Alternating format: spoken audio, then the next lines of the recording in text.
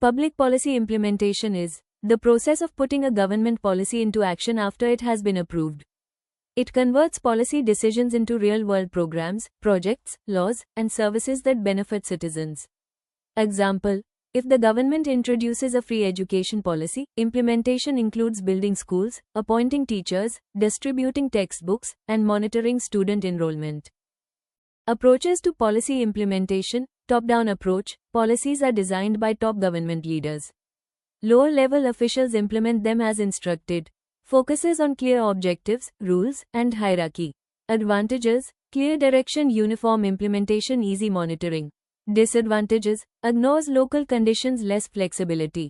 Example: a nationwide vaccination campaign directed by the central government. Bottom-up approach. Local officials, citizens, and stakeholders play an active role. Policies are adapted according to local needs. Advantages: flexible, encourages public participation, better local solutions. Disadvantages: different implementation across regions. Harder to maintain uniformity. Example: a village designing its own water conservation plan under a government scheme. Hybrid, integrated approach combines top-down and bottom-up methods. Government sets goals while local authorities adapt implementation. Advantages: balanced, more practical, better coordination. Example: implementation of rural employment programs with both central guidelines and local planning. Role of the executive, with special reference to bureaucracy, legislature, and judiciary. Executive. The executive is responsible for implementing public policies. Functions: executes laws, allocates funds, coordinates departments, supervises implementation, monitors progress. Bureaucracy refers to permanent civil servants who implement government policies. Roles: prepare implementation plans, deliver public services, maintain records, advise ministers, coordinate with departments, monitor policy outcomes. Importance: administrative continuity, professional expertise, efficient governance. The legislature makes laws and oversees policy implementation. Roles: passes laws, approves budgets, questions the executive, reviews implementation through committees. Ensures government accountability. Judiciary: the judiciary ensures policies are implemented according to constitution, laws. Roles: protects fundamental rights, reviews unconstitutional policies. Resolves implementation disputes. Directs governments through judicial orders. Promotes accountability. Example: the Supreme Court directing governments to implement environmental protection measures. Non-governmental organizations, NGOs. NGOs are voluntary organizations working independently of the government for public welfare.